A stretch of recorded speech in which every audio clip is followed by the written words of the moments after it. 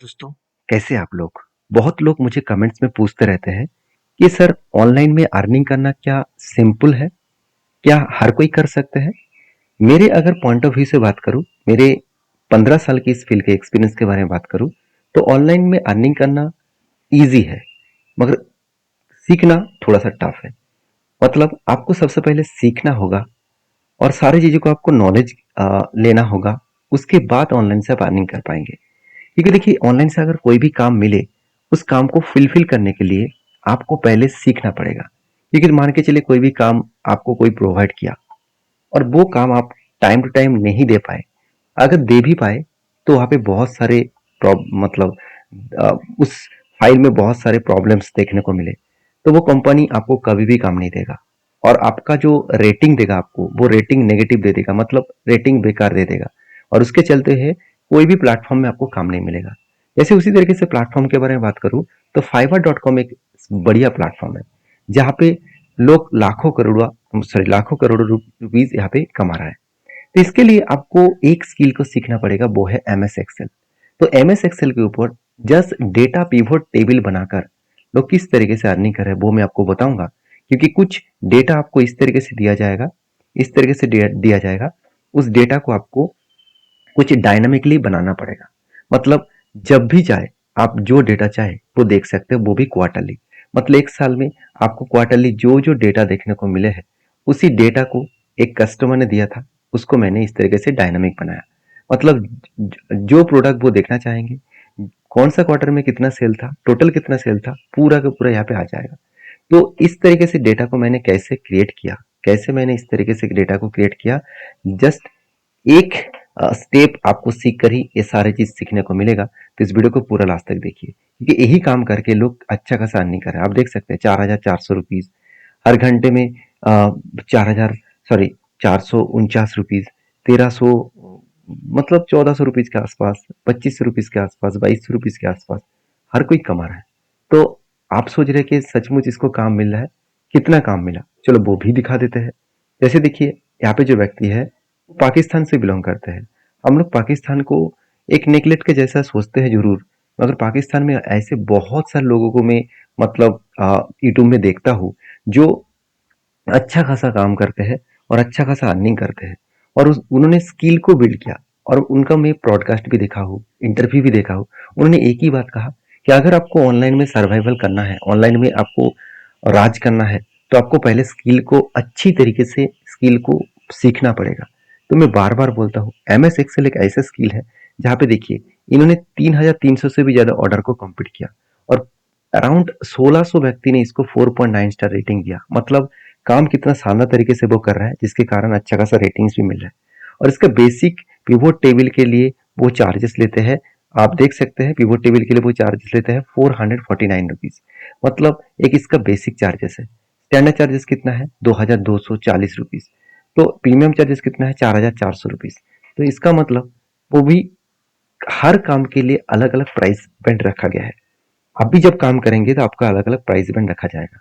तो आप इस तरीके से प्राइस बैंड कैसे रखें, किस तरीके से फाइवर में प्लेटफॉर्म में आप अकाउंट क्रिएट करें और किस तरीके से काम आपको मिलेगा, उसको किस तरीके से सॉल्व करना होगा, ये सारी चीज अगर आप डिटेल्स में सीखना चाहते हैं तो नीचे कमेंट्स में बेसिक टू एडवांस एक्सेल लिखिए। सिर्फ आपको एक काम करना है, बेसिक टू एडवांस एक्सेल लिखना है, तभी आपको पता चलेगा। तो चलो अभी देख लेते हैं किस तरीके से काम को सॉल्व किया गया। मतलब ये जो डेटा है, इस डेटा को डायनामिक कैसे बनाया गया। देखिए मैं इस तरीके से काम को मैं बहुत बार आपको करके दिखाया हूँ, फिर भी और आपको मैं एक बार दिखाना चाहूंगा, एक बार डिटेल्स में करके दिखाना चाहूंगा। तो चलो एक एक करके करके दिखा देता हूँ।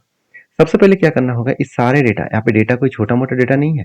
यहाँ पे प्रोडक्ट है, सिटी है, स्टेट है, प्रोडक्ट कोड है, प्रोडक्ट नेम है, और देखिए जून, सितंबर, दिसंबर, मार्च और टोटल, ये क्या है, हर क्वार्टर्स की मतलब सेल्स का डेटा है। मतलब कितने सेल किया गया, उस सेल्स के अकॉर्डिंग डेटा यहाँ पे दिया गया है।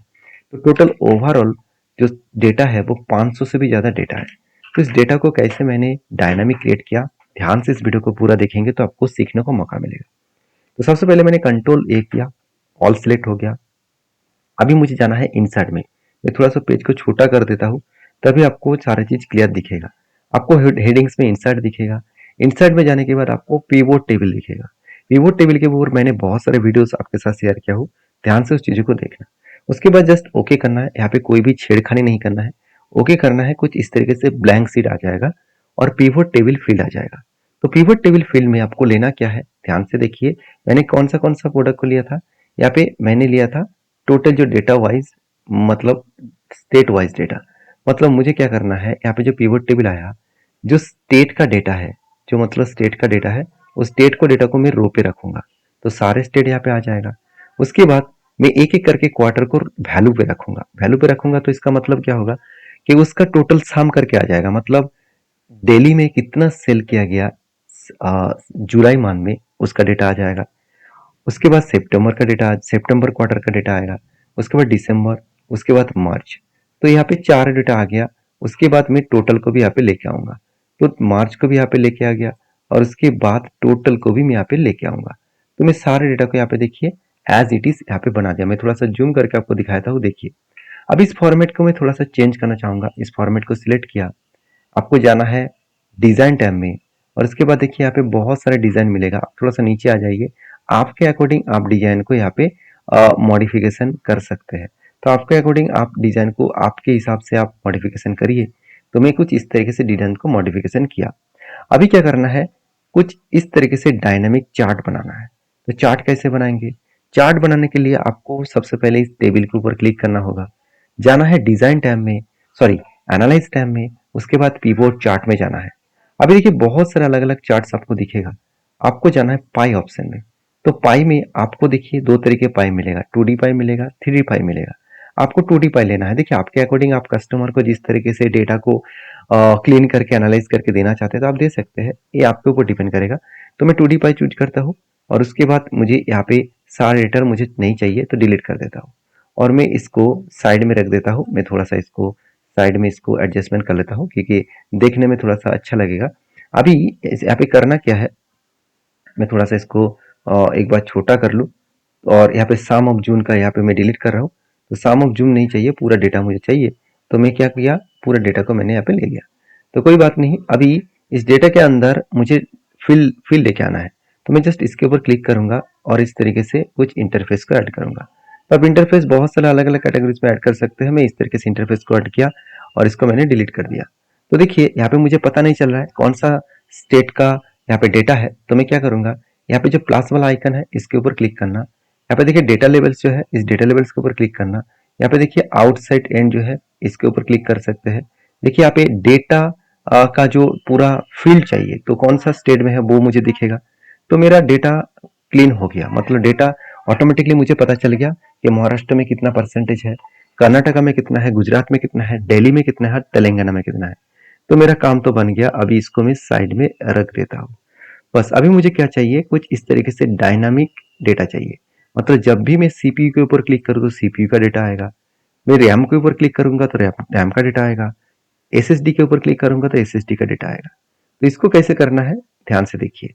तो यहाँ तक अगर वीडियो अच्छा लग रहा है तो प्लीज एक लाइक कर दीजिए। और मैं पहले ही बता चुका हूँ, अगर आप इसी तरीके से डिटेल्स में सारी चीजों को सीखना चाहते हैं, किस तरीके से ऑनलाइन में खुद के प्रोफाइल बनाना है और वहां से आपको काम पाना है, अगर वो सारी चीज सीखना चाहते हैं तो जब मुझे कमेंट्स में बेसिक टू एडवांस लिखिए।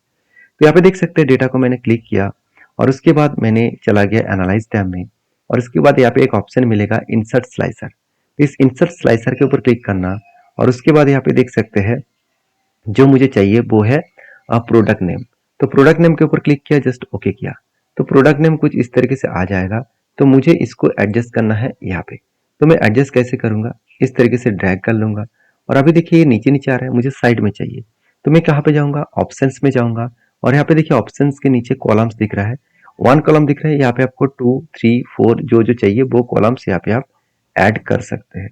ऐड करिए, उसके बाद इसको थोड़ा सा छोटा कर दीजिए, इसको थोड़ा सा छोटा कर दीजिए और उसके बाद इसको कलर को आपको एडजस्टमेंट करना है।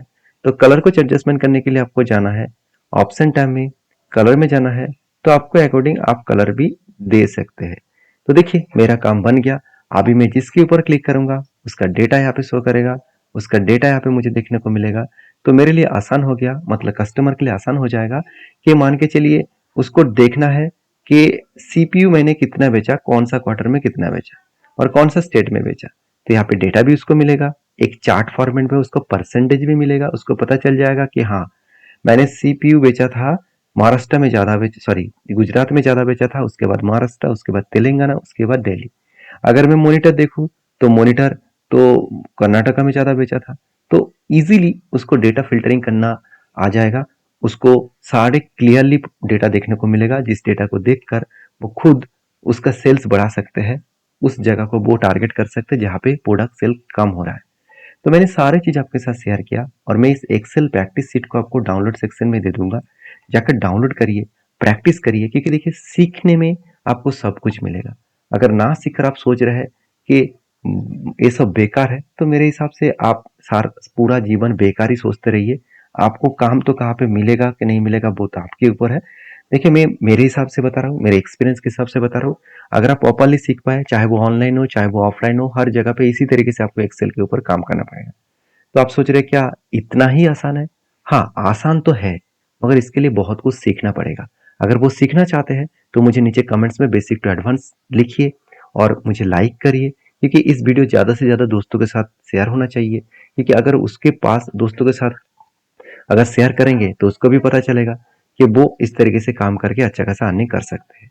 ये आपका रिस्पॉन्सिबिलिटी है। तो अगर मुझे अच्छा लगता है, मतलब मेरा काम को आपको अच्छा लगता है, तो मुझे जरूर लाइक करिए, चैनल को फॉलो करिए और सब्सक्राइब करिए। मिलते हैं नेक्स्ट वीडियो में, तब तक अपना ख्याल रखिए। धन्यवाद।